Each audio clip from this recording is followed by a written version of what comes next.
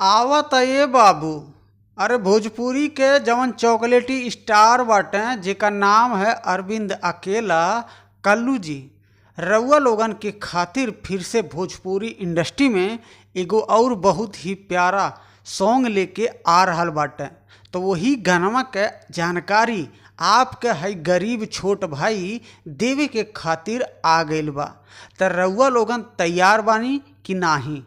तो चली आपके हम बता दी, भोजपुरी के सुपरस्टार चॉकलेटी स्टार नाम जेकर बा अरविंद अकेला कल्लू जी, हम सब के खातिर एगो और नया धमाका करे के खातिर आ रहल बाटे।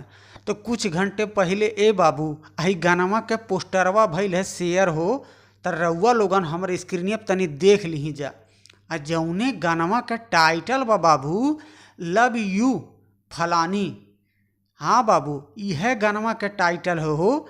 पोस्टरवा तो देख ली है रउआ लोगन। आ ये वीडियो में फैट करत यानी कि डांस करत नजर आवे वाला बानी जेकर नाम आस्था सिंह बा।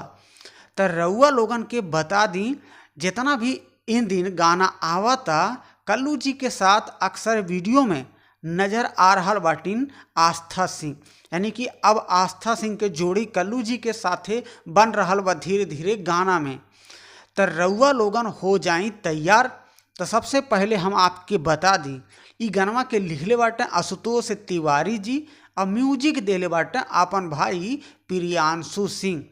तो काल है तैयार हो जाई ए बाबू।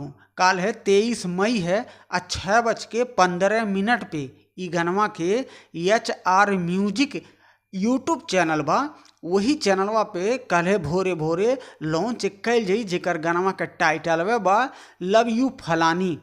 तो रउआ लोगन हमेशा बनल रही और आपके है गरीब छोट भाई के हमेशा प्यार दुलार जरूर देवत रही। तो मिलत नहीं फिर से एगो और नया गाना के जानकारी ले।